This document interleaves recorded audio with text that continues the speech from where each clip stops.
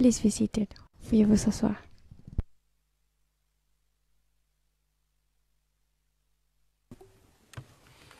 Good morning. Le président, bonjour.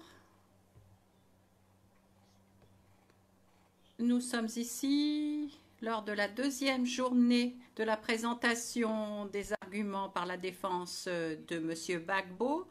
Et à cet effet, je vais immédiatement redonner la parole à la défense de M. Gbagbo. Maître Naouri, je crois. Vous avez la parole. Merci, Monsieur le Président.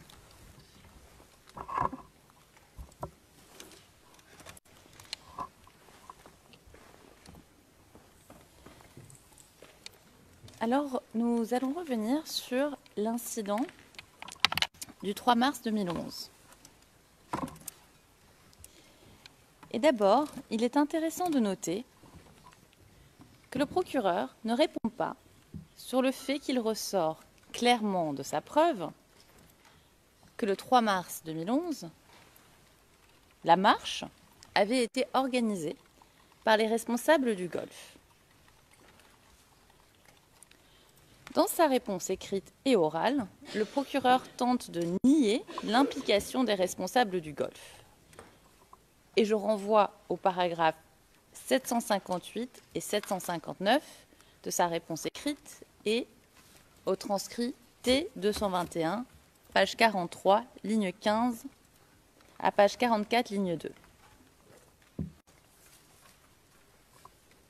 Or, nous l'avons clairement démontré dans nos submissions écrites, il ressort de la preuve du procureur que ce sont les relais des responsables de l'hôtel du Golfe qui ont organisé la marche sur le terrain.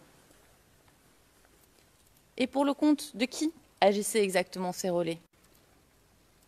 Le témoin du procureur, P184, Sira Dramé, le dit clairement. Or, le procureur n'en dit pas un mot. Pas un mot sur le fait que la marche a été organisée à l'initiative d'Aya Virginie Touré, présidente nationale des femmes du RDR, qui se trouvait au Golfe pendant la crise. Et aujourd'hui, députée RDR à l'Assemblée nationale.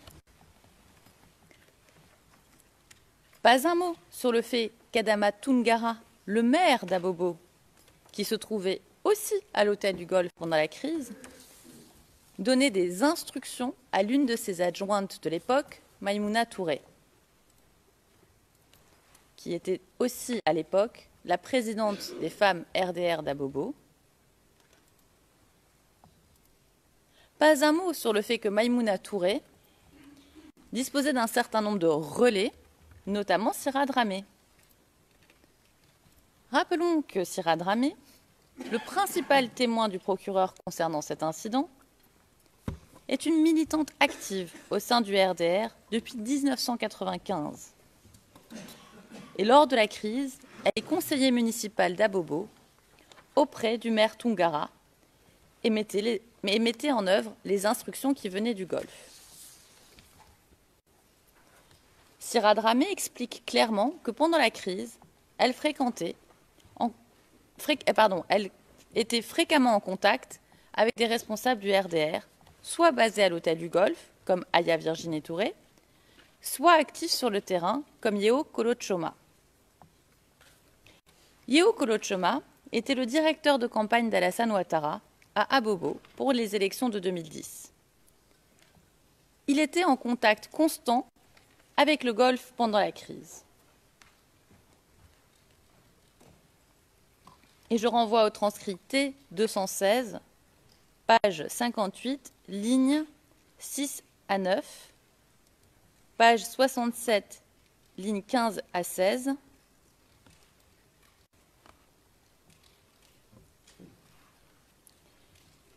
le procureur tente de faire oublier que pendant la crise, Yeo Kolochoma était en contact constant avec le Golfe en mettant l'accent sur le fait que Yeo Kolochoma était directeur de campagne d'Alassane Ouattara à Abobo et non de manière générale.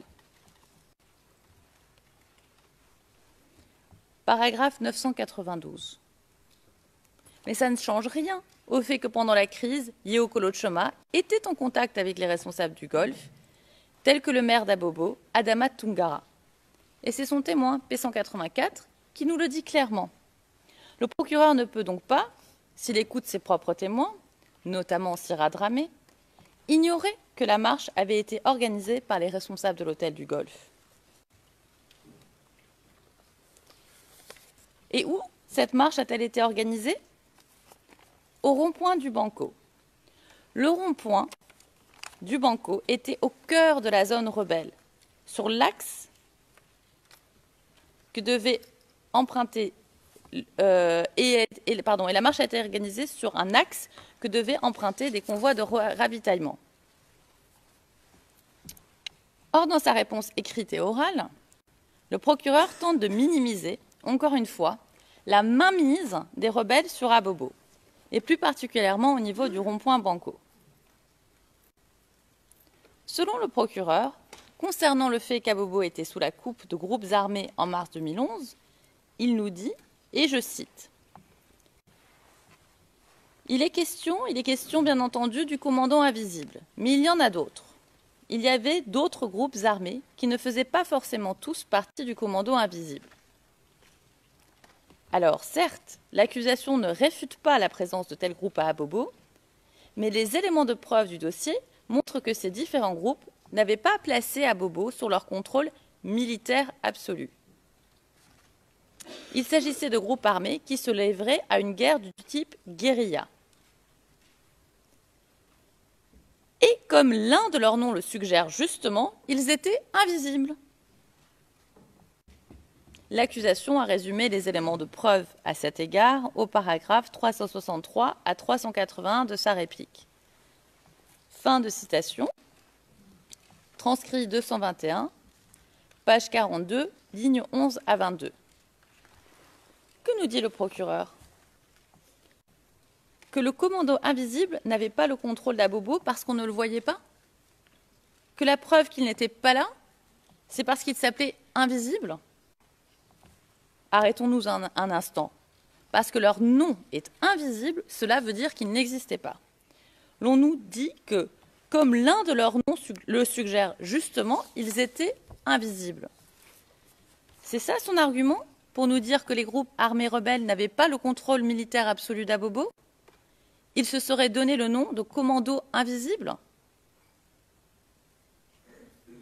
Mais ce n'est pas parce qu'il s'agit du commando invisible qu'il faut ignorer les éléments de preuve dont il dispose dans le cadre du cas, de son propre cas. En réalité, ce qui ressort de la preuve du procureur, en particulier de ce qu'ont dit ses témoins, est qu'Abobo, en mars 2011, est sous la domination des rebelles et que rien ne se passait à Abobo sans que les rebelles ne soient au courant et que la seule présence des FDS était au camp commando où ils étaient assiégés.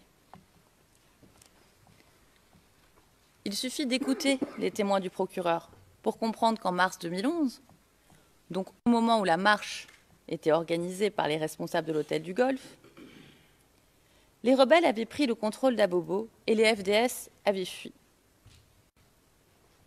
P10. Le commandant du SECOS, Georges Guéby-Point, a affirmé qu'à partir du 26 février 2011, le SECOS n'allait plus à Abobo. Transcrit 140, page 26, ligne 28 à page 27, ligne 10. Georges Guéby-Point nous dit aussi que les groupes armés tenaient les axes principaux d'Abobo et occupaient les zones autour de la mairie d'Abobo, et du carrefour Banco. Transcrit 140, page 26, lignes 5 à 17. Il faut écouter les témoins. Les groupes armés tenaient les axes principaux. Il nous dit bien qu'Abobo est sous le contrôle des rebelles. P11, le commandant supérieur de la gendarmerie, Édouard Cassaraté, a indiqué qu'il n'y avait plus de gendarmes à Abobo avant la marche du 3 mars 2011. Transcrit T134, page 77, ligne 26-27. Le directeur général de la police Bredou Mbia, P46, a expliqué qu'il n'y avait plus de police à Abobo pendant la période de novembre 2010 à mars 2011. Transcrit T126, page 38, lignes 21 et 22.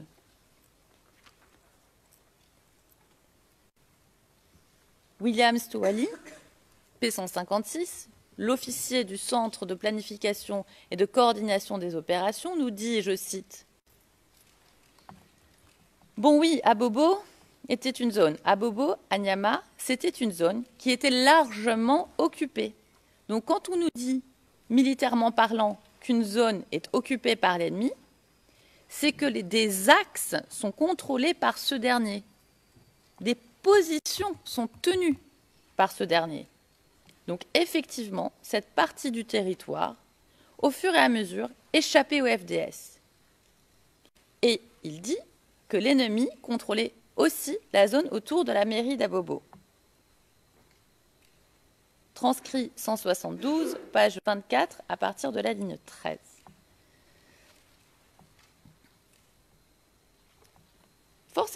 Les FDS avaient donc fui Abobo. Et force est de constater que dès février 2011, les FDS ont été obligés de se retirer d'Abobo, qu'ils ont été suivis d'une exode de dizaines de milliers d'habitants, de toutes origines mêlées. Et nous avons vu les images ici.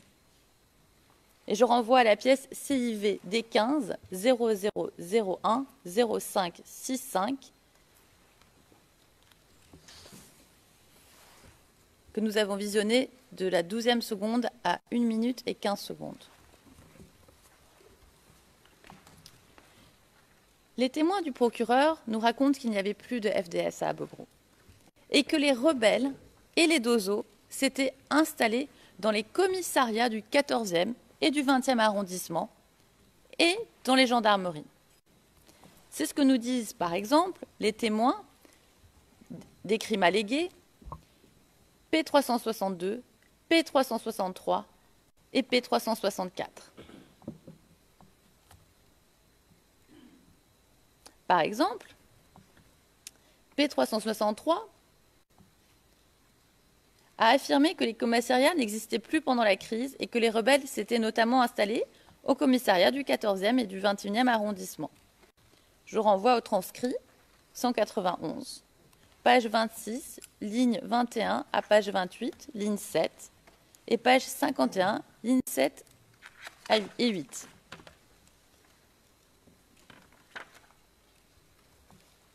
P364 a indiqué qu'il n'y avait plus de gendarmes à Abobo et que ce sont les groupes rebelles et les dozos qui logeaient à la gendarmerie pendant la crise. T190, page 16, ligne 15 à page 17, ligne 19. Page 19, ligne 8 à 17. Selon le témoin P580, le frère de l'une des victimes alléguées du 3 mars 2011, ce sont les FRCI qui faisaient la sécurité à la mairie d'Abobo entre février et mars 2011. Transcrit 186, page 75, ligne 8 à 14.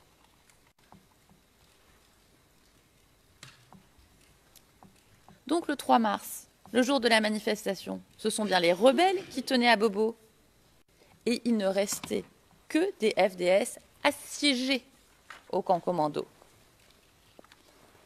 Les témoins militaires du procureur sont clairs. La seule présence des FDS à Abobo était au camp commando. Le chef d'état-major des armées a expliqué que les FDS étaient confinés au camp commando et qu'ils ne pouvaient sortir car ils n'étaient pas en mesure de se défendre contre les rebelles en raison du manque d'armes et de munitions. Mais qu'ils n'ont pas quitté Abobo car ils ne voulaient pas que la population pense que les forces de l'ordre l'abandonnaient. Transcrit 197, page 40, ligne 14 à page 41, ligne 2. Le commandant du SECOS, P10, Georges Guéby-Point, a confirmé que le camp commando était le seul endroit où il y avait des gendarmes à Abobo au début du mois de mars 2011. Transcrit T140, page 27, lignes 6 à 10. P607 a déclaré qu'en février et en mars 2011, les FDS étaient assiégés au camp commando, qu'il s'agissait de l'unique zone sécurisée pour les FDS. Madame Naoui. Le président, s'il vous plaît, Maître Naouri, ralentissez. On me signale qu'il y a des problèmes. Je reprends. P607 a déclaré qu'en février et mars 2011, les FDS étaient assiégés au camp commando, qu'il s'agissait de l'unique zone sécurisée pour les FDS. Transcrit 170, page 60, lignes 17 à 19, et page 61, lignes 10 à 13. Les témoins 156, 321, 330 ont confirmé que les convois de ravitaillement et les convois de relève du camp commando étaient fréquemment attaqués.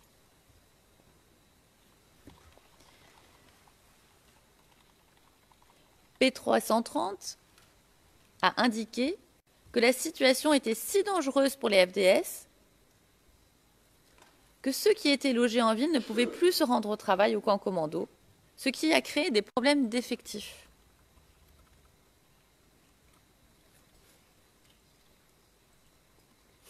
Si le procureur avait écouté ses propres témoins, il ne pouvait pas affirmer qu'il y avait, et je cite, « bel et bien la présence des FDS à Abobo et qu'ils étaient à même de mener des opérations militaires. »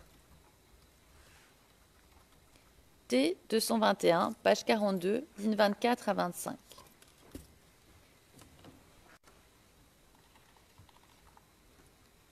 Même le témoin 414, officier des droits de l'homme pour l'ONUCI, confirme que ce sont les rebelles qui faisaient la loi à Abobo en mars 2011.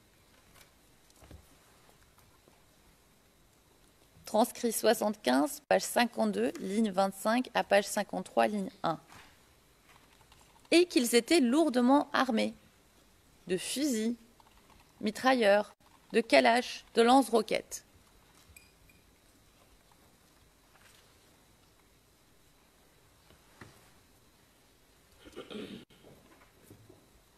Transcrit 75, page 52, ligne 8 à page 53, ligne 22.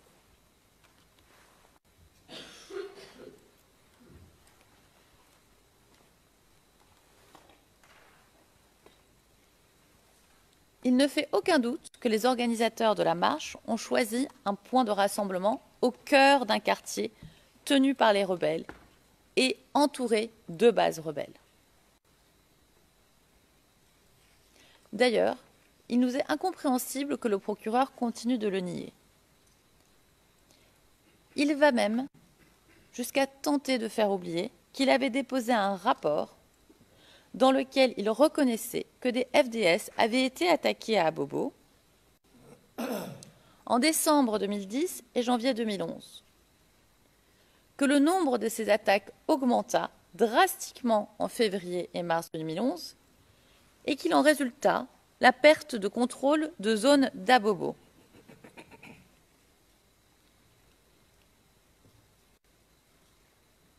Il essaye de nous faire oublier la teneur de son propre mapping. Il essaye de nous embrouiller avec des questions de soumission. Et ce mapping, dont il est l'auteur, qu'il a déposé au dossier de l'affaire, il est vrai ou il n'est pas vrai? Si ce mapping est vrai, pourquoi le procureur passe-t-il sous silence la prise de contrôle d'Abobo, à l'exception du camp commando, par des rebelles à partir de la fin février 2011, alors que cette prise de contrôle est essentielle à la compréhension des événements du 3 mars. Parce que donner à voir le véritable rôle des rebelles réduit immédiatement à néant toute la thèse du procureur, selon laquelle des FDS s'en prenaient aux civils. Il se voit forcé de réécrire l'histoire et de nier la réalité. D'ailleurs, les éléments de preuve présentés par le procureur au soutien de ces allégations sont de très mauvaise qualité et ne font qu'ajouter au doute. Dans sa présentation orale, le procureur nous dit, et je cite, « Nous avons des vidéos explicites de cet événement qui corroborent les récits de témoins oculaires suivant lesquels les FDS ont bien tiré contre une foule qui n'était pas armée. » Transcrit 221, page 40, lignes 11 à 13. Il tente donc de donner l'impression qu'il dispose de nombreux éléments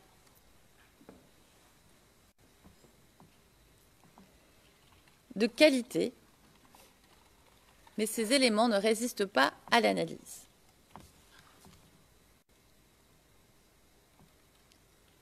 Des vidéos explicites. Le procureur nous parle de vidéos explicites. Prenons l'exemple des vidéos. Rien dans les vidéos soumises au dossier n'est explicite. Rien.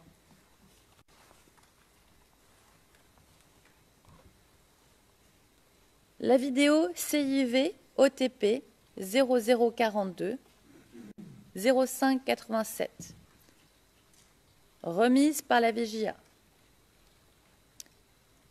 La vidéo CIV OTP 0032 0053, remise par le témoin P184, Syrah Dramé. Et la vidéo CIV OTP 0044 0738, remise par le Bureau des affaires juridiques des Nations Unies, sont toutes des montages qui ne permettent pas du tout de comprendre ce qu'il se serait passé le 3 mars 2011. Rien d'explicite. Il s'agit d'assemblages de différentes images, parfois entrecoupées de fonds noirs et ou de légendes écrites. La vidéo principale, CIV OTP 0077 04 11. Cette vidéo est particulièrement suspecte. D'abord, nous ne disposons pas de l'original de cette vidéo. Lors de son discours d'ouverture, le procureur nous annonçait disposer de l'original de la vidéo diffusée sur YouTube. Et je cite,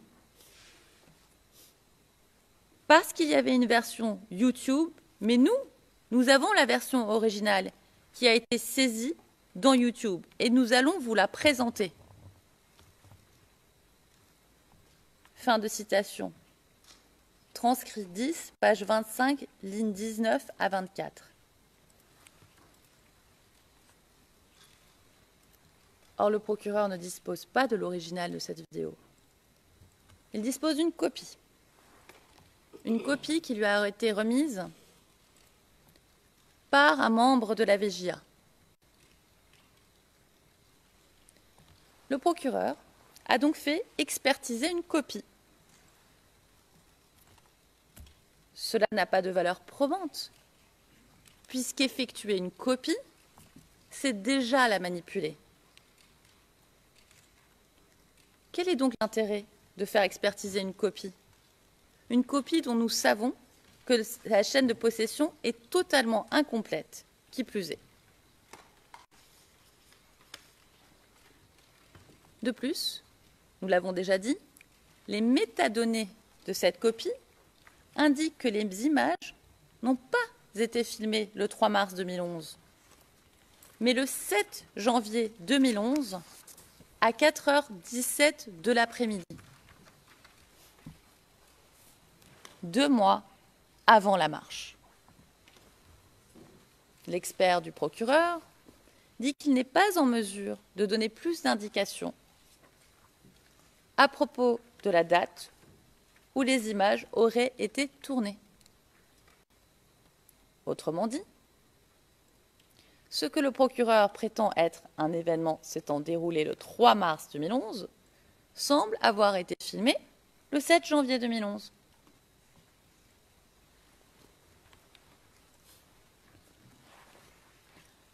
Autre chose d'étrange, comment se fait-il que Sierra Dramé, la grande organisatrice de la marche du 3 mars 2011, celle qui nous dit qu'elle était au premier rang, qu'elle dirigeait les gens au premier rang de la manifestation, avec son mégaphone, ne soit pas sur les images, sur aucune image. Sûrement parce que ces images ne datent pas du 3 mars 2011.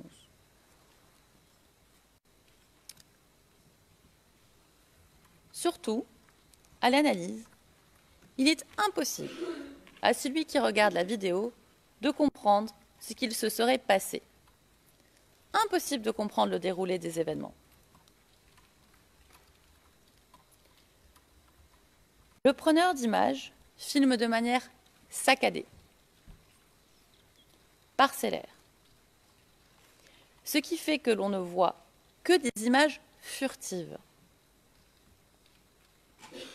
Il ne prend pas de plans généraux qui permettraient de comprendre où l'on se trouve et ce qu'il se passe. De plus, le premier preneur d'images filme souvent en levant les bras en l'air ou en filmant le sol. Rien dans cette vidéo ne fait sens.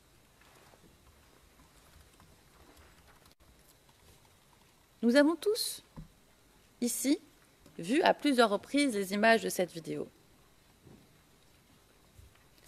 Nous savons qu'après des images d'un engin blindé, l'on entend le son de ce qui semble être une détonation.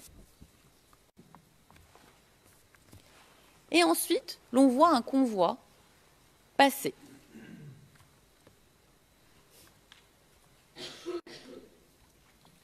Si le convoi avait mitraillé les personnes qui se trouvaient face à lui sur l'autoroute, toute personne présente aurait fui et les corps de tués et de blessés auraient jonché le sol.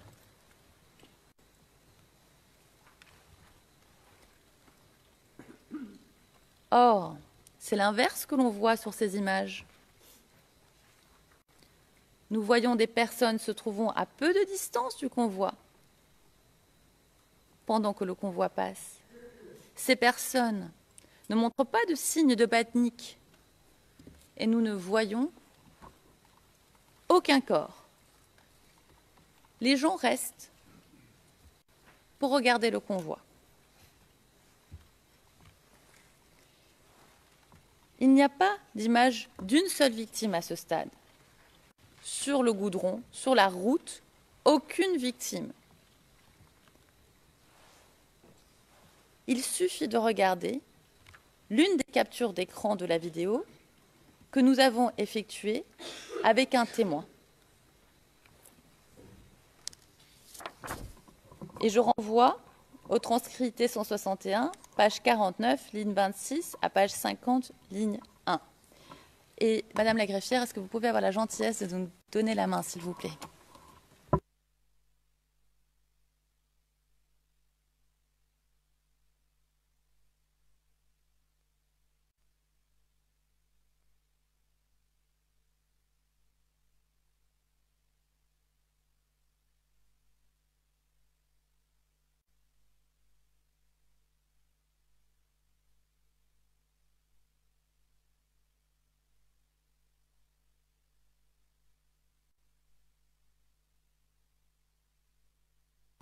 You now have the floor.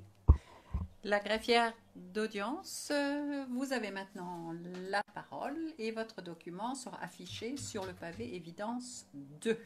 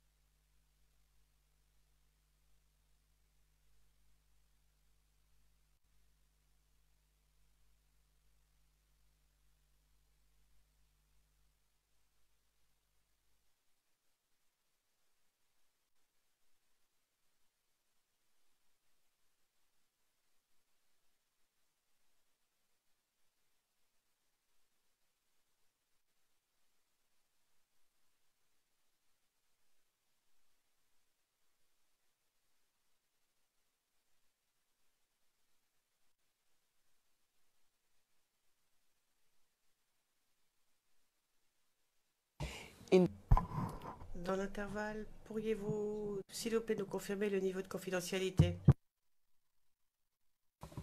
Et est-ce que je peux vous demander à quel des deux ordinateurs vous avez donné l'accès parce que... The colleague next to you. À côté de vous.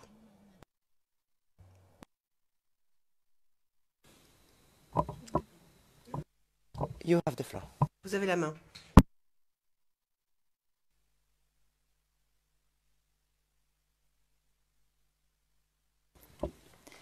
Alors, je vois que nous voyons en effet l'image, je regardais le grand écran, on voit l'image sur le petit écran. Alors,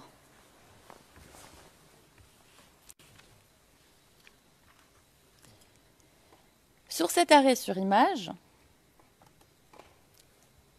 effectué lors du passage du convoi,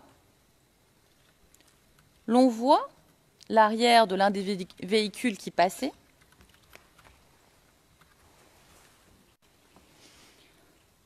On voit clairement que les gens regardent le convoi passer,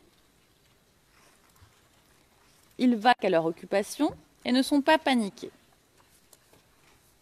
Surtout, il n'y a pas de victimes sur la route. Mais ce qui nous intéresse, c'est ce que l'on voit dans le fond, en arrière-plan. À cet endroit, l'on peut distinguer, de gauche à droite, quand on regarde l'image, un magasin bleu clair, à l'auvent bleu foncé, présentant une enseigne dont l'encadré est blanc et sur laquelle on aperçoit des écritures. Puis un magasin jaune, à l'auvent jaune, présentant une enseigne à l'encadré noir et jaune qui ressemble à un magasin Western Union. Nous l'avons encerclé, comme vous pouvez le voir. On voit aussi un système d'aération très distinctif en dessous de ce panneau.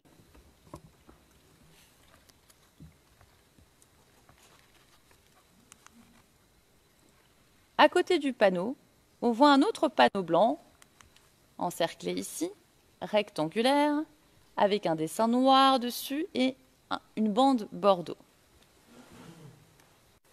Si l'on prend la peine de regarder la vidéo au ralenti, on peut très clairement identifier cet endroit et les détails qui permettent de l'identifier.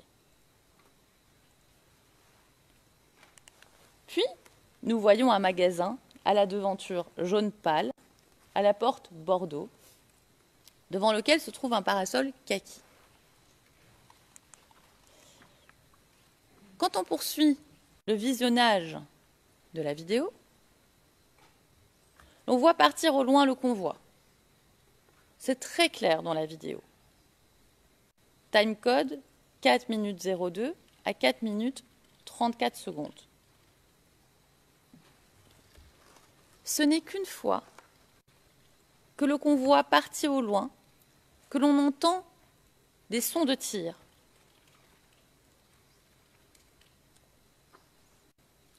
Le convoi est loin du preneur de vue. Il n'est pas possible que les sons de tir révélés par l'expert du procureur, et je renvoie au paragraphe 338 à 341 de notre annexe 3, proviennent du convoi. Alors, pourquoi le procureur ne s'intéresse-t-il pas à ces tirs? D'où viennent-ils? Le convoi est loin. Sur la vidéo, impossible de savoir ce qu'il se passe au même moment sur la voie et aux alentours. Ce n'est qu'après le son de ces tirs et au moment où le convoi disparaît que la caméra se tourne rapidement de l'autre côté dans la direction d'où venait le convoi. Et je renvoie au timecode 4 minutes 43 10.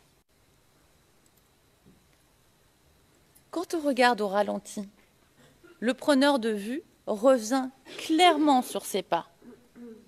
Et quand il marche dans la direction d'où venait initialement le convoi, il lève les bras au ciel, il filme le ciel, il filme le haut des immeubles. Pourtant, c'est une transition cruciale. Au lieu de filmer l'environnement, le preneur de vue filme le ciel et le haut des immeubles environnants.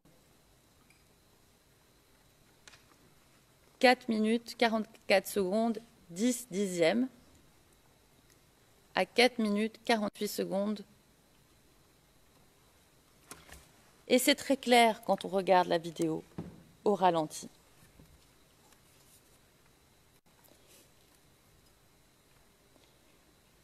Et je renvoie ici aussi aux extraits du transcrit 161, page 70, ligne 7 à page 71. Pourquoi le preneur de vue ne voulait pas montrer ce qui se déroulait réellement sur ce lieu? Pourquoi une telle mise en scène? Le plan suivant montre un attroupement essentiellement d'hommes autour de corps au même endroit où était passé le convoi.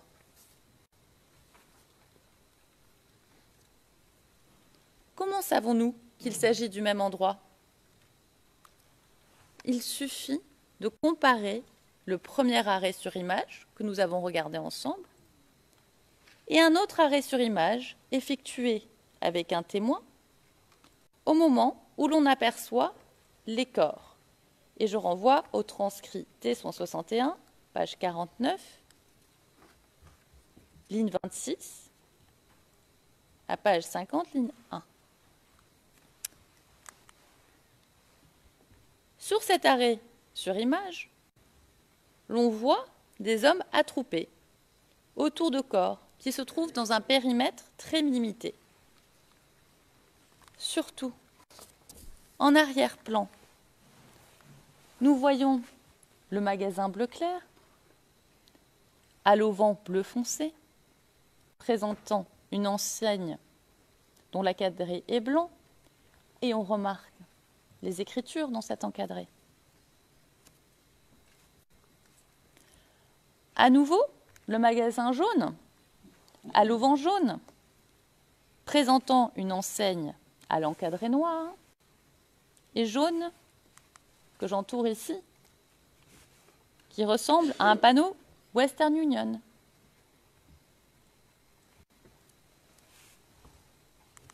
Encore une fois, et je l'encercle ici, on voit le système d'aération très distinctif exactement sous le panneau, comme sur la première image. On voit aussi, et je l'encercle, le même panneau blanc avec le même dessin noir dessus et la même bande bordeaux.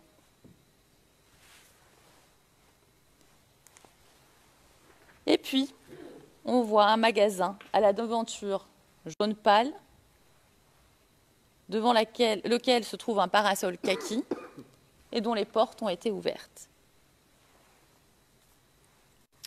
Preuve est faite que les corps ont été apportés là après le passage du convoi. Preuve qu'ils n'ont pas été tués par le convoi. Il ne peut y avoir de doute. Lorsque le convoi est passé à ce même endroit, il n'y avait aucun corps. Après le passage du convoi, l'on entend des tirs. Après, il y a des corps qui apparaissent. Il suffit d'utiliser son bon sens.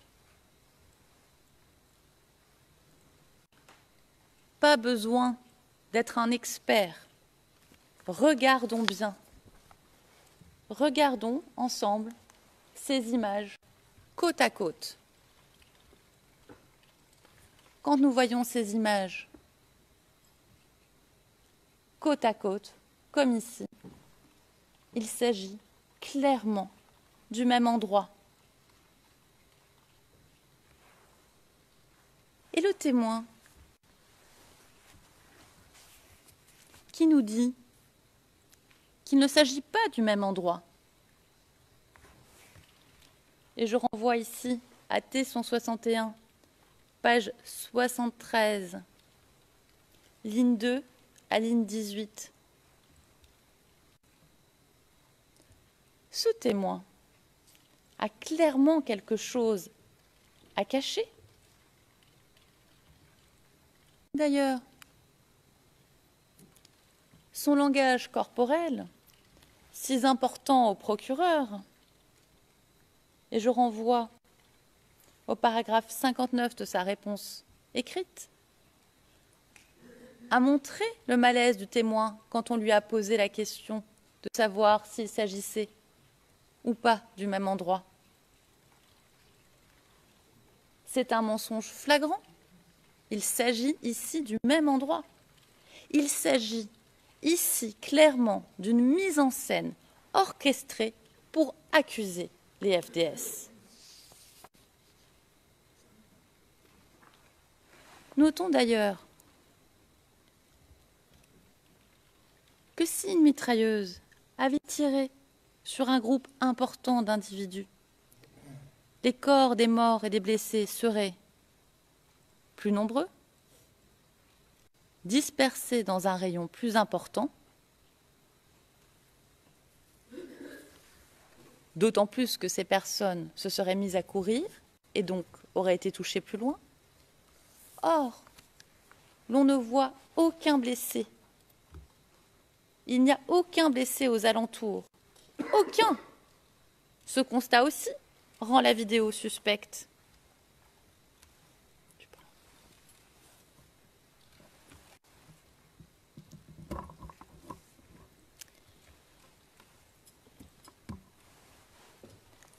Un mot sur les témoins oculaires. Des témoins oculaires qui devraient corroborer cette vidéo. Qui sont ces témoins oculaires dont parle le procureur? C'est Sira Dramé, une responsable locale du RDR dont il n'existe aucune preuve qu'elle ait même été à la manifestation, puisqu'elle ne figure pas sur la vidéo.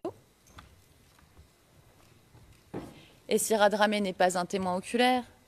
Elle nous a dit qu'elle n'a pas vu le char tirer. P190, qui se serait trouvé au banco au moment de l'incident. Le témoin dit être tombé et n'a pas vu ce qu'il se serait passé.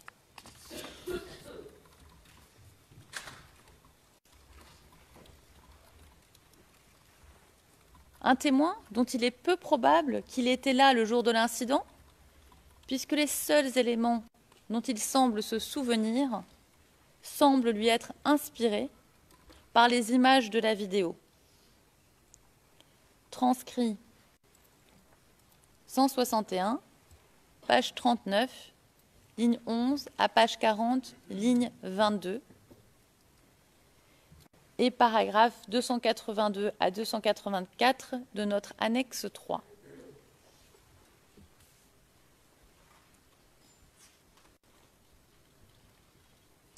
Le procureur présente donc 3 témoins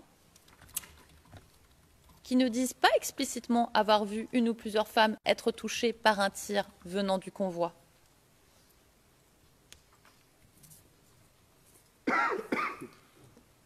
Concernant le témoin P607, le procureur considère qu'il ne faut pas l'écouter. Paragraphe 667 de la réponse du procureur. Transcrit 221, page 44, ligne 23 à page 47, ligne 6.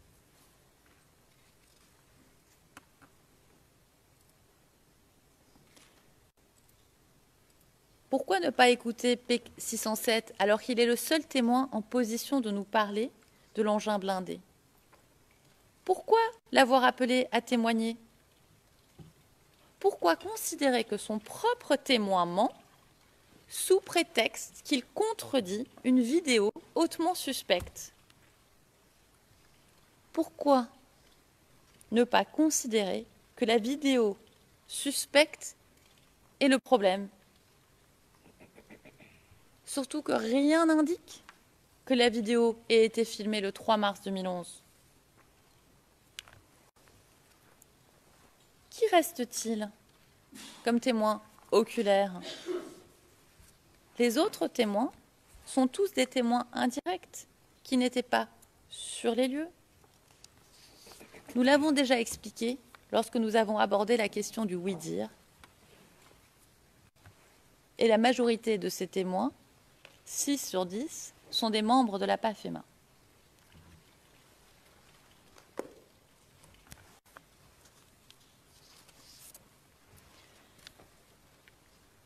Un mot sur la preuve médico-légale et plus particulièrement concernant les tests ADN. Nous savons que seules 3 victimes sur 7 des victimes alléguées ont pu être identifiées. Qu'en est-il des corps des 4 autres victimes alléguées? Nous n'en savons rien. Il n'y a pas de corps pour ces victimes. Et les tests ADN non concluants rajoutent au doute. Soit nous ne savons pas où sont les corps des 4 autres victimes alléguées, soit les témoins ne sont pas des membres de la famille des victimes alléguées. Et donc, ils nous mentent.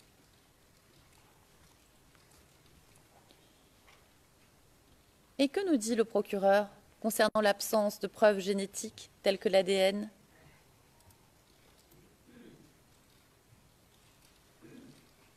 Et je le cite, paragraphe 789 de sa réponse. L'absence de ce genre de preuves ne crée toutefois pas de doute raisonnable. Des milliers d'affaires de meurtres ont été résolues avant que cette technologie n'existe. En l'espèce, il existe des explications plausibles pour le manque d'ADN de ces 4 victimes de meurtre. Fin de citation. Si l'on suit le raisonnement du procureur, une avancée scientifique qui a révolutionné la manière de mener des enquêtes n'est pas utile au procureur de la CPI. Le test ADN est un outil scientifique nouveau qui a amélioré la manière de rendre la justice. Mais le procureur de la CPI n'a pas besoin de s'en préoccuper sous prétexte qu'avant la découverte de l'ADN, comme outil, l'on ne s'en servait pas. L'évaluation de la qualité du travail d'enquête du procureur dépend évidemment des moyens qu'il a à sa disposition. L'utilisation d'outils qui existent aujourd'hui et qui peuvent permettre de récolter une preuve plus fiable n'est pas une option, c'est une obligation professionnelle. C'est comme si un médecin expliquait qu'il n'est pas nécessaire de faire une IRM parce qu'on réussissait bien à soigner les gens avant son invention. La réalité est que le procureur de la CPI doit répondre à un standard de preuve qui évolue selon les outils qu'il a à sa disposition. Puisque l'ADN existe, le procureur ne peut pas en faire l'économie. Nous devons être plus exigeants aujourd'hui qu'hier. Le procureur ne peut ignorer le nombre d'affaires lors desquelles des hommes ont été condamnés à tort, puisque l'ADN, comme outil d'enquête, n'existait pas encore. Comment oublier ces innocents dans le couloir de la mort, accusés à tort et qui ont retrouvé la liberté grâce à l'invention de l'ADN? Et que nous dit le procureur? Que devant une juridiction pénale internationale comme la CPI, qui a un devoir d'exemplarité, l'ADN n'est pas un outil important? Ce positionnement est d'autant moins acceptable ou compréhensible quand nous savons ce qui a été fait devant les autres juridictions pénales internationales. Le procureur nous dit qu'il n'est pas nécessaire d'identifier les victimes. Mais qu'ont-ils fait au TPY? Malgré les difficultés d'une autre ampleur que celle dont fait état le procureur ici, les enquêteurs au TPY ont réussi à identifier au moins 6000 victimes par analyse ADN, dont les corps étaient répartis entre de nombreuses fosses communes sur une zone géographiquement considérable.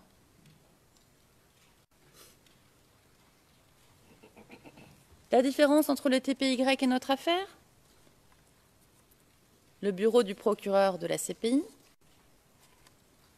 comme l'a rappelé son propre témoin P584, le responsable de la section des sciences légales du bureau du procureur, s'est entièrement mis dans les mains des autorités ivoiriennes, notamment en ce qui concerne les exhumations. P584 indiquait en audience qu'il n'a eu quasiment aucun rôle dans les opérations d'exhumation conduites par les autorités ivoiriennes. Il était même incapable de se souvenir exactement de la date de ces opérations. Transcrit 201, page 47, ligne 8 à 19, page 50, ligne 20 à 24, page 55, ligne 4 à 16.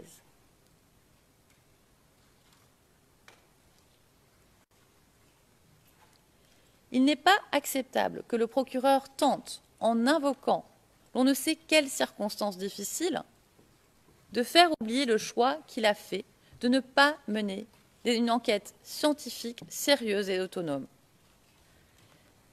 Cet exemple réduit à néant l'argument même selon lequel il y aurait des explications plausibles pour le manque d'ADN de ces 4 victimes de meurtre. Avoir retrouvé le corps des 4 victimes aurait été un point de départ pour tenter de prouver les circonstances de leur mort. Or, nous n'en savons rien. Concernant les corps qui ont été identifiés, les experts n'ont pas daté la mort. Ces 3 corps ont été exhumés d'une fosse commune dénommée Carré des Indigents. Et si l'on en croit le témoignage de P584, il pouvait y avoir jusqu'à 500 corps dans cette fosse commune. Transcrit 201, pages 24, 28 et 31. L'on ne sait absolument rien sur la date à laquelle ces corps auraient été enterrés. Donc on ne sait rien sur la date de leur décès.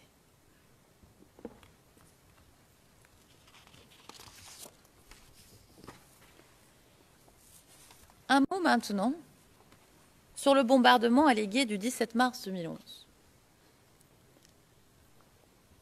Le procureur nous dit qu'il dispose, et je cite, de moult éléments de preuve émanant des dépositions de vidéos, des éléments de preuve photographiques, médico-légaux, qui indiquent et qui prouvent que les FDS ont ciblé des civils essentiellement pour des raisons politiques.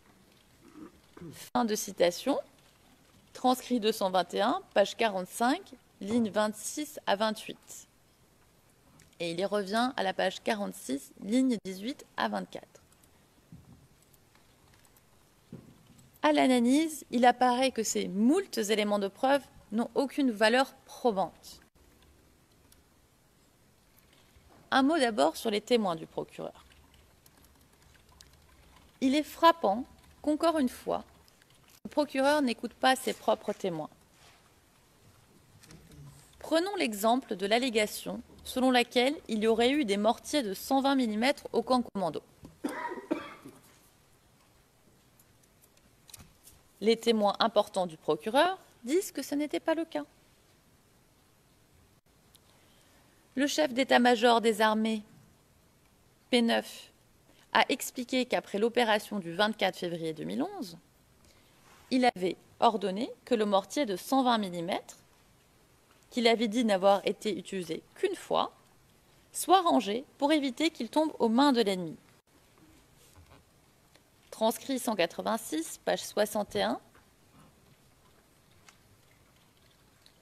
ligne 8 à 20. Il n'y avait donc pas de mortier 120 mm au camp commando.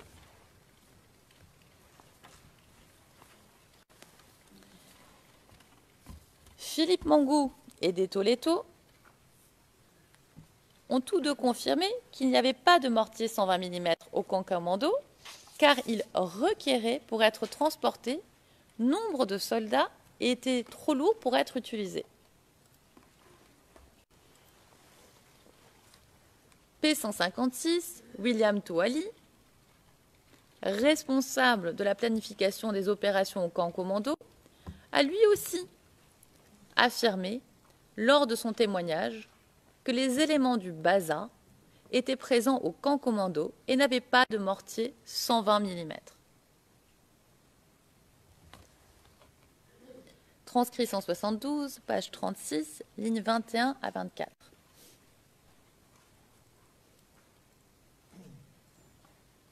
Le procureur n'écoute pas ses témoins et préfère s'intéresser au témoin P164, un témoin qui a expliqué lors de son témoignage qu'il sabotait le matériel de son unité sur les instructions de l'hôtel du Golfe et qu'il avait participé à des opérations contre l'armée à Port-Bouët.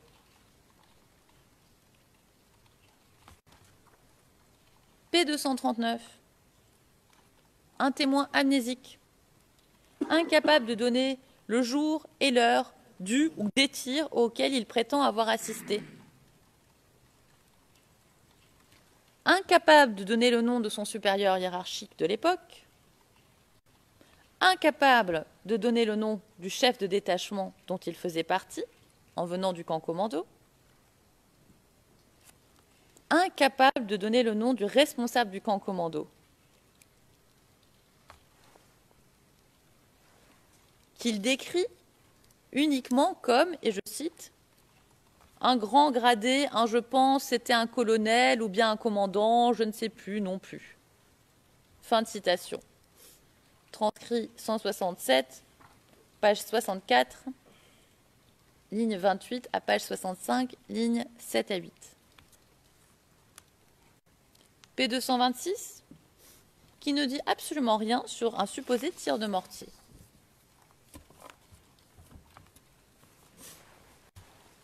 Et à quelle heure auraient eu lieu les tirs allégués? Quel est le nombre d'obus qui auraient été tirés?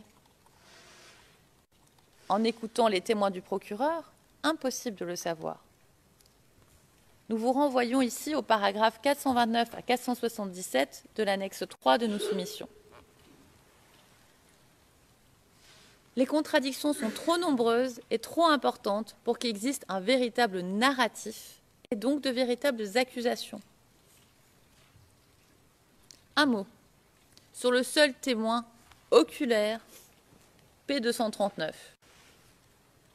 Son témoignage ajoute à la confusion, créant le doute quant à la réalité de ce qu'il se serait passé. P239 mentionne 2 tirs successifs, coup sur coup. Il est très clair, les 2 coups ont été tirés, selon lui, simultanément, donc dans la même direction. Transcrit 168, page 2, lignes 21 à 22. Le procureur n'explique pas, alors qu'il se fonde uniquement sur P239 pour affirmer qu'il y aurait eu des tirs de mortier ce jour-là,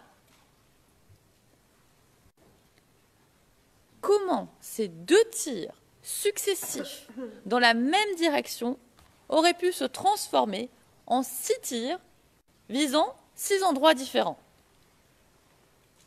J'insiste, d'autant plus que dans une réponse de 1000 pages, le procureur ne propose aucune explication à cette difficulté, pourtant fondamentale pour son narratif.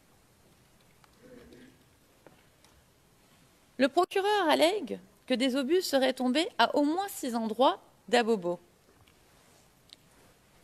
L'unique témoin supposément direct des tirs que le procureur présente et qu'il défend bec et ongle comme étant crédible. Et je vous renvoie au paragraphe 918 à 920 et 1633 de sa réponse. Ce témoin aurait vu 2 tirs. Paragraphe 920 de sa réponse. De plus, ce témoin parle de tirs simultanés. Donc clairement, s'il dit la vérité, ces obus seraient partis dans la même direction et ne pouvaient donc pas atterrir à au moins 6 endroits différents. Il y a un problème ici, que le procureur ne peut ignorer. Le récit de P239 n'est tout simplement pas compatible avec le récit du procureur. Soit le témoin ment, et dans ce cas, le procureur n'a aucun témoin du moindre tir, provenant du camp commando ce jour-là, soit le témoin dit la vérité, et dans ce cas, le procureur n'a aucune explication pour au moins 4 des tirs allégués de mortier qui auraient eu lieu ce jour-là. Le procureur nous demande de ne pas être trop exigeant dans l'évaluation de sa preuve. Même à le suivre, on est au minimum en droit d'attendre que sa preuve ne soit pas contradictoire. Le procureur nous dit aussi disposer de vidéos. Or, les 4 vidéos que le procureur a soumises au dossier de l'affaire ne sont d'aucune aide. Aucune vidéo n'a été authentifiée. Aucune. Et ici, le contexte de guerre ne peut pas être considéré un obstacle à l'authentification. Surtout que nous savons que le procureur était en contact avec les membres de la VJA lors de ces enquêtes, et que ce sont les membres de la VJA qui lui ont remis la vidéo CIV OTP 0042 0593.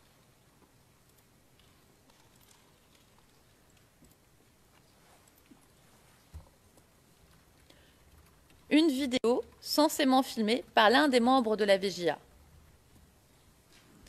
Rien n'empêchait donc le procureur de tenter de faire authentifier la vidéo, mais il ne l'a pas fait.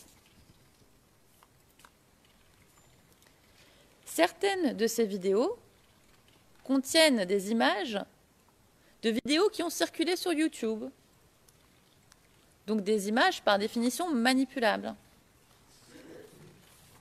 Au moins 3 des 4 vidéos sont des montages.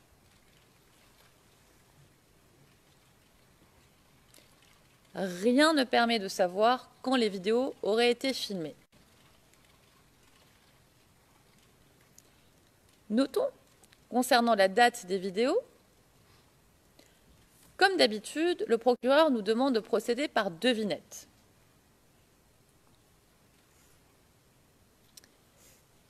Et je me réfère ici au paragraphe 955 de ta réponse. Par exemple, pour la vidéo CIV OTP 0043 02 68, une vidéo non datée. Or, selon le procureur, il peut être déduit que la vidéo concerne l'incident du 17 mars 2011, puisqu'il existe une vidéo mise en ligne sur YouTube le 19 mars 2011, dont le contenu est partiellement similaire. Que nous dit le procureur? Que comme il existe un montage qui contient des images similaires à une vidéo qui circule sur Internet, mise en ligne non pas le 17 mars 2011, mais 2 jours après, soit le 19 mars 2011, ce montage pourrait contenir des images filmées le 17 mars.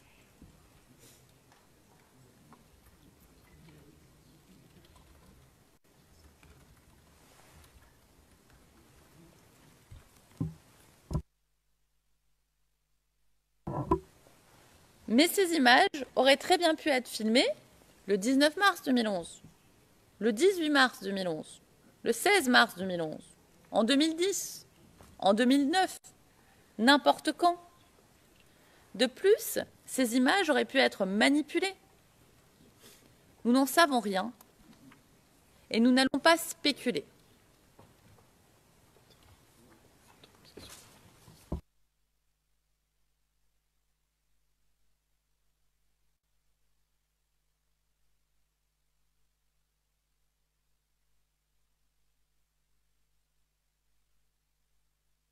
Everything is fine. You can continue. It's fixed. Surtout, ces images, ou plus exactement, surtout, aucune image de ces vidéos ne montre un bombardement. Aucune des images ne montre un cratère. Il faut le dire.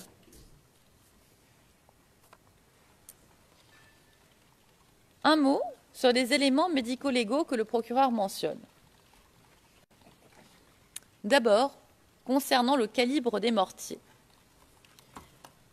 Les éléments apportés par le procureur à ce sujet ne font qu'accroître les incertitudes. Par exemple, selon le procureur, et je cite, « Le témoignage d'un témoin oculaire suivant lequel le BASA avait lancé des mortiers 120 mm depuis le camp commando ont été corroborés par les conclusions du témoin de l'ONUCI P414, ainsi que son équipe qui s'est rendue sur les lieux où il y avait les impacts le 17 mars 2011, après avoir reçu un appel téléphonique du centre d'appel de l'ONUCI. » Fin de citation. T221, page 47, ligne 3 à 7. Mais le témoin P414, Aurélie Virginie Fuchs, officier des droits de l'homme de l'ONUCI, n'a jamais corroboré l'usage d'obus de mortiers de 120 mm. Bien au contraire. P414 parle d'obus de 81 mm.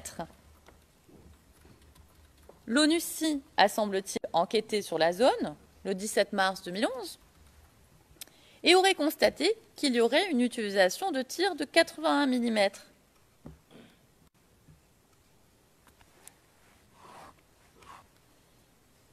Il ne s'agit donc absolument pas d'une corroboration, mais d'une contradiction. Une contradiction dans la preuve du procureur qui contredit la thèse du procureur, mais que le procureur présente comme une corroboration.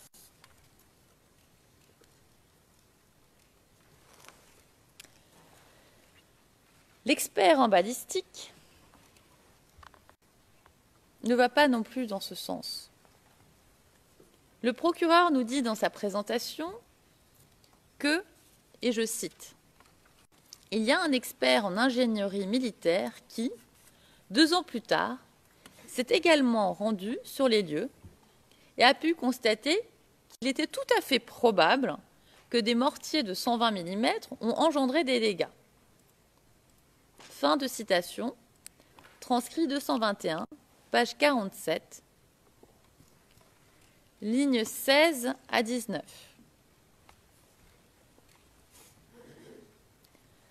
Ce n'est pas une représentation fidèle de ce qui ressort du témoignage de P411. Ce qui ressort du témoignage de P411, c'est que cet expert est incapable basé sur ses visites sur site, de savoir si des mortiers de 120 mm auraient été utilisés. Il ne le sait pas. En effet, P411, interrogé sur le caractère vague des conclusions de son rapport concernant le type d'armes utilisées, confirme en audience qu'en réalité, il était incapable, pour chaque site, de déterminer si un obus de mortier de 120 mm a été effectivement tombé. Il dit, et je cite, « Comme je l'ai indiqué dans mon rapport, et je l'ai dit par oral à de nombreuses reprises, dans tous ces lieux, il n'y a pas un seul site qui permette de confirmer l'utilisation d'un mortier de 120 mm à douille renforcée. C'est l'ensemble de tous les éléments observés et qu'on a pu voir après l'écoulement d'une longue période qui m'ont permis de tirer cette conclusion-là. Il n'existe pas de site précis où je peux dire catégoriquement qu'il s'agissait d'un obus de mortier de 120 mm.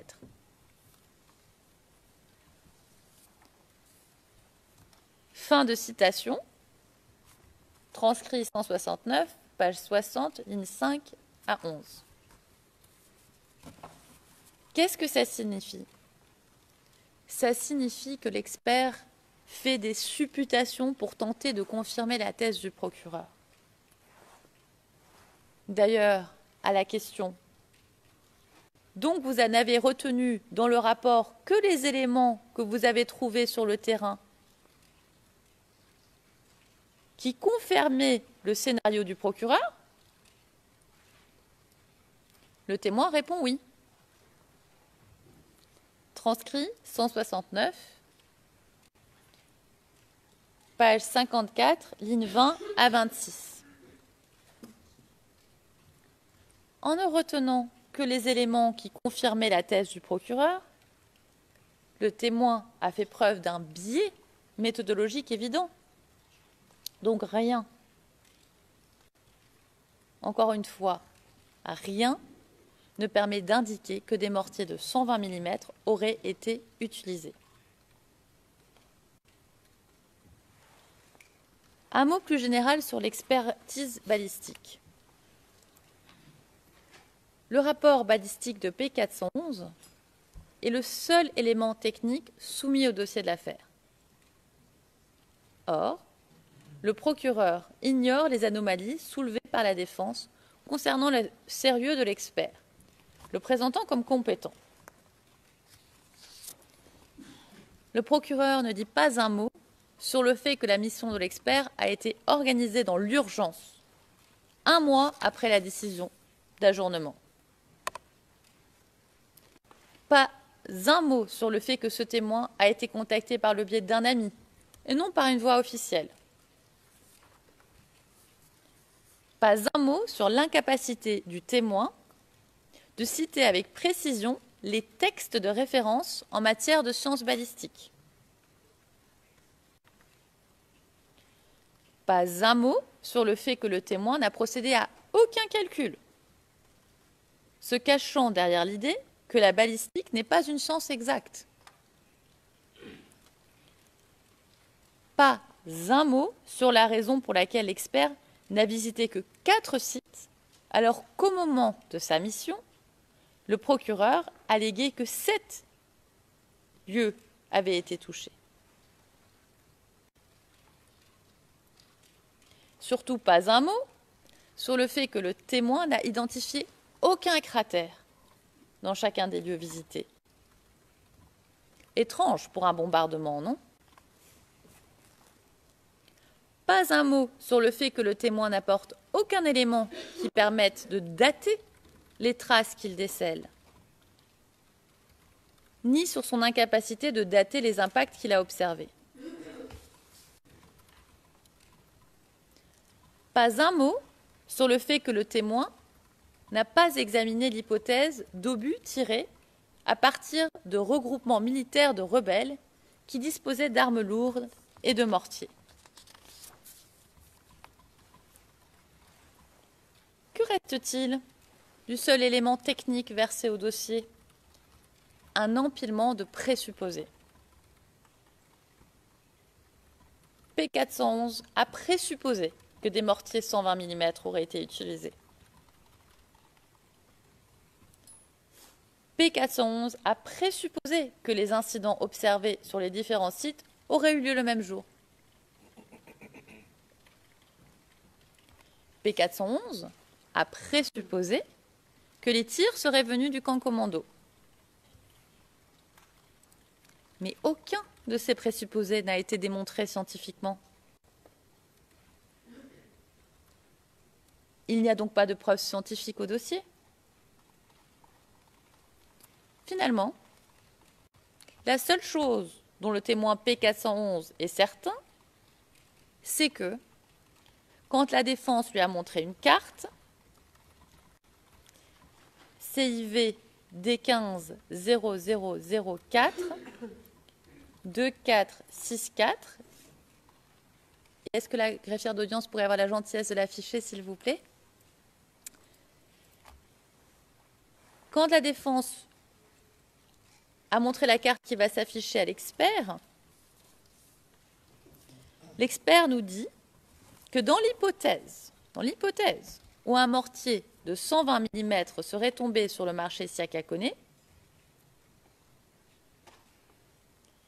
il pourrait avoir été tiré de n'importe où dans le cercle de rayon de 6 km autour du marché, comme nous allons le voir à l'écran.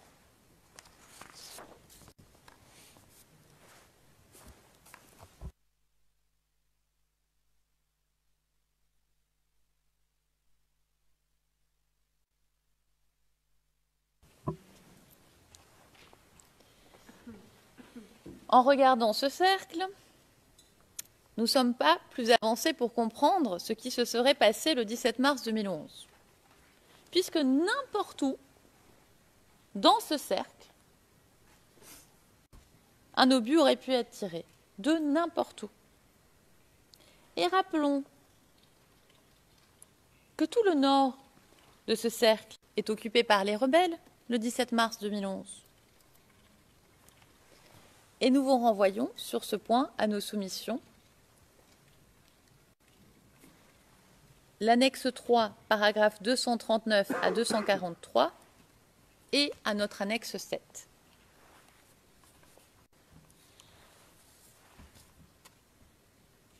Un mot pour finir sur les crimes allégués commis à Yopougon le 12 avril 2011 ou vers cette date.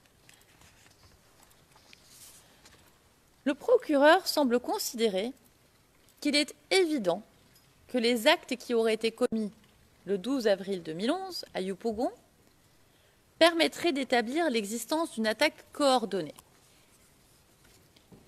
Transcrit 221, page 60, lignes 26 à 28. Et paragraphe 1066 de la réponse du procureur. Mais rien, absolument rien dans les éléments de preuve présentés par le procureur ne démontre l'existence du moindre acte posé par un groupe de personnes de manière coordonnée. Au contraire, ce qu'il ressort de la preuve du procureur, c'est qu'à partir du début du mois d'avril 2011, après l'arrestation de Laurent Gbagbo, le 11 avril 2011, et pendant une période assez longue, le chaos et la terreur régnaient à Yopougon.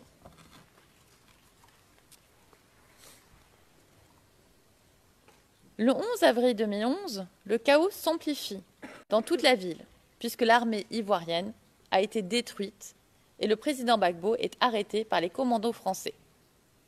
Par conséquent, des gangs de voyous peuvent profiter de la situation pour sévir. Dans un tel contexte, comment distinguer entre pillage, viol ou meurtre commis par des auteurs qui répondaient pour la plupart à la volonté de terroriser la population pour s'enrichir.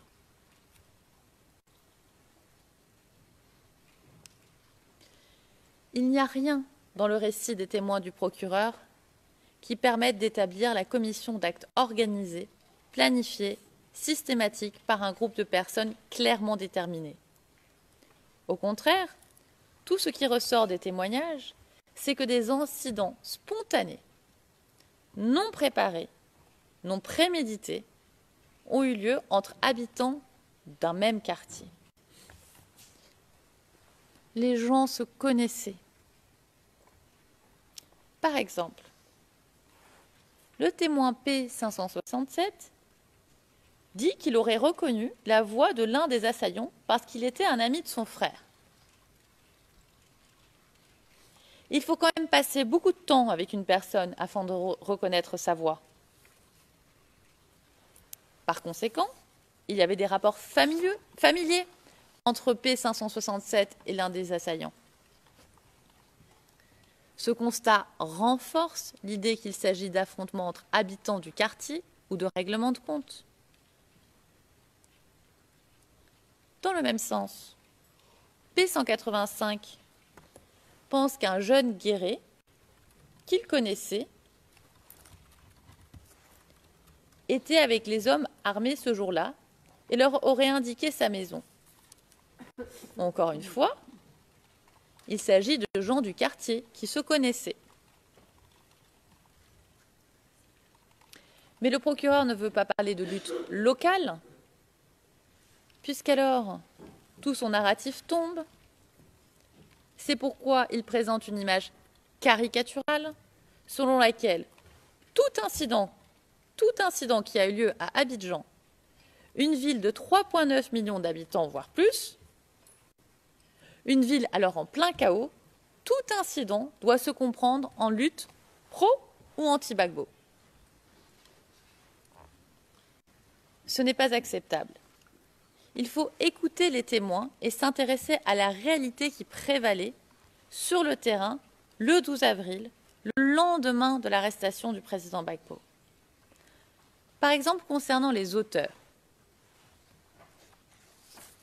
Le procureur nous dit, et je cite, « Les témoins des crimes eux-mêmes ont identifié les auteurs comme appartenant aux forces pro-Gbagbo à travers leurs mots, leurs actions ou des descriptions. » Fin de citation, T221, page 60, lignes 22 à 24.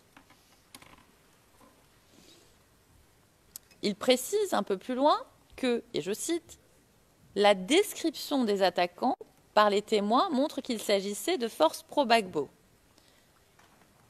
Fin de citation, T221, page 63, lignes 10 à 11. Mais que recouvre la notion de force pro-Gbagbo? Qui les témoins auraient-ils décrit exactement? La police? L'armée? Jamais le procureur ne le dit. Jamais le procureur ne dit quelle unité de l'armée, de quelle unité de police il s'agirait. Il dit toujours les forces pro-Gbagbo. Le procureur parle de forces pro-Gbagbo pour maintenir la confusion. Selon le contexte, l'expression semble correspondre à des policiers, à des gendarmes, des militaires, ou bien encore à des groupes indéterminés. À ce compte-là, n'importe quel groupe de délinquants pourrait être visé. Concernant l'armée, il convient de noter qu'au mois d'avril 2011, l'armée française, ayant détruit toutes les positions de l'armée ivoirienne à Abidjan, cette armée virtuellement avait cessé d'exister.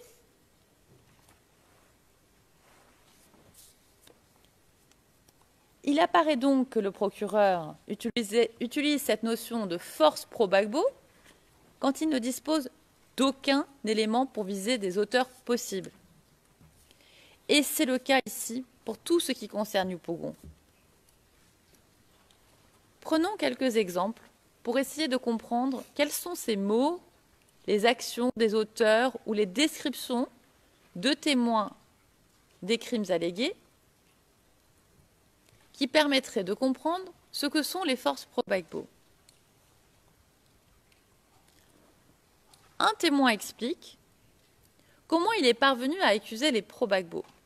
Pour lui, les auteurs seraient des membres pro-Gbagbo puisque, et je cite, c'était lui qui était au pouvoir. Donc ces gens, c'est à lui qu'ils appartenaient. C'est eux qui étaient venus nous brigader. Ils viennent de Yaoséi et beaucoup de gens viennent de cet endroit-là. Transcrit 210, page 8, ligne 14 à 22. Ce témoin explique donc clairement que le fait qu'il s'agisse de membres pro-Gbagbo relève d'une supputation. Il semble, en réalité, ressortir de son témoignage qu'il s'agirait d'habitants du quartier Yaoséi, c'est-à-dire le quartier voisin, que c'étaient des voyous.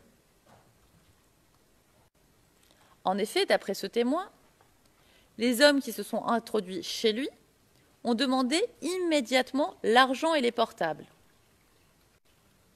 Transcrit 210, page 30, ligne 11 à 26.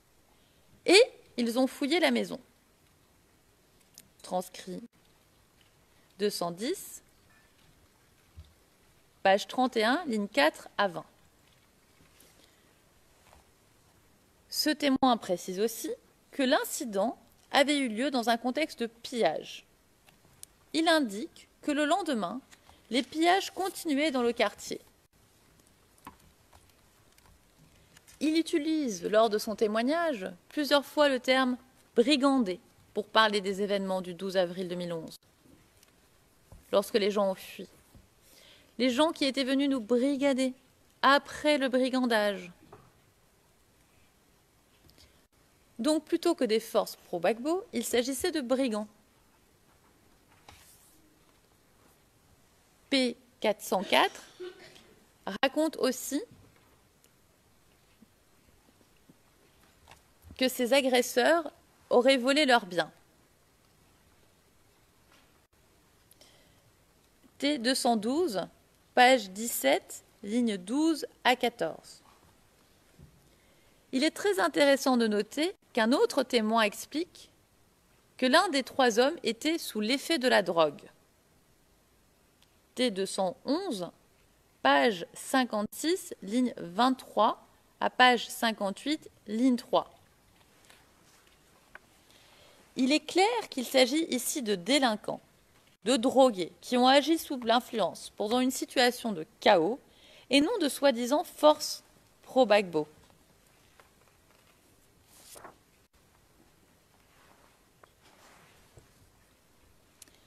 D'autres témoins, comme P567 et P568, racontent aussi qu'il s'agit d'actes de brigandage et de vol. Nous renvoyons sur ce point à nos soumissions écrites. En réalité, dans la quasi-totalité des cas, les témoignages concernant les auteurs des incidents à Yopougon le 12 avril 2011 ou vers cette date sont basés sur des supputations que font les témoins. Ou pire encore, sur des supputations faites par le procureur, qui nous demande de déduire, de deviner. Prenons l'exemple du paragraphe 10-13 de sa réponse. Et ce sera notre dernier exemple. Le procureur dit, et je cite, « Attendu que les 17 ou 18 corps ont été retrouvés le matin du 12 avril, à proximité de la maison de P568, et compte tenu de sa déposition dans laquelle il dit avoir entendu des coups de feu dans la nuit du 11 avril 2011, on peut déduire que les victimes ont été tuées cette nuit-là par un groupe d'hommes, étant donné le nombre de tués composé de l'homme masqué qui avait une arme à feu longue qui a été vu par P568 et l'autre homme qui l'avait entendu. Reprenons ce que nous dit le procureur. Parce qu'il y a un certain nombre de personnes qui auraient été tuées, l'on doit deviner qu'un groupe d'hommes dont on ne sait rien les aurait tués. Comment identifier ce groupe? L'on doit supputer que parmi ce groupe d'hommes se trouvent deux hommes dont on ne sait rien. Un premier homme masqué, un homme seul, masqué, vu par P568 à travers le trou d'un portail de fer. Un second homme que P568 aurait entendu, mais pas vu. D'ailleurs, de son témoignage, il ressort qu'il pourrait s'agir du même homme. Et je renvoie au transcrit T209, page 64, lignes 17 à 22. Et le procureur ne s'arrête pas là, dans le jeu de devinette qu'il nous demande de faire. Il poursuit. On peut également déduire de ce groupe, où certains de ses membres ont attaqué les témoins P109 et P567 le 12 avril. Tous les meurtres ont eu lieu sur la même période relativement courte, une journée, dans les quartiers voisins. Nous devons donc deviner, assumer qu'un groupe, lequel on n'en a aucune idée, a agi dans plusieurs quartiers voisins. Mais pourquoi? Pourquoi il n'y aurait pas des groupes différents qui agiraient par quartier? Pourquoi il ne s'agirait pas de brigands qui auraient saisi une opportunité? Nous n'en savons rien. Nous devons présupposer l'existence d'un groupe. Sur la base de quels critères? Le procureur nous dit, toujours dans le même paragraphe, que les hommes qui ont attaqué les témoins P567 et 109 portaient des masques, exactement comme celui qu'a vu P568 la nuit du 11 avril 2011. Alors, que nous dit le procureur? Que porter un masque serait le signe que l'on appartient à un groupe? Ce n'est pas sérieux. Tant de cambrioleurs ou de malfaiteurs dans le monde portent des masques. Tant de criminels, dans une période de conflit et de chaos, saisissent l'occasion pour se masquer et commettre des méfaits. Porter un masque ne permet pas d'identifier un groupe. Porter un masque ne permet même pas de supputer l'appartenance à un groupe.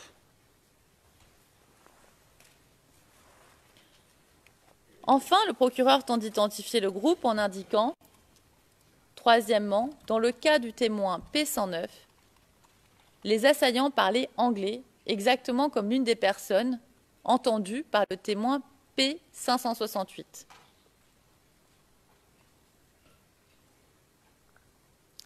Que nous dit le procureur? Parce que deux personnes ont entendu parler anglais, il va de soi que ces personnes appartenaient au même groupe? Ce n'est pas sérieux. Procéder à ce type de supputation est dangereux et stigmatisant. Le procureur termine par une généralisation difficilement compréhensible.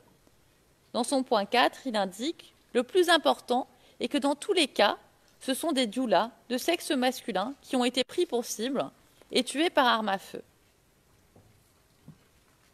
Yes, counsel is going too fast. It's overtime. Vous allez trop vite, il est l'heure de faire la pause. On s'arrête maintenant et on reprendra un petit peu après 11h30. Merci.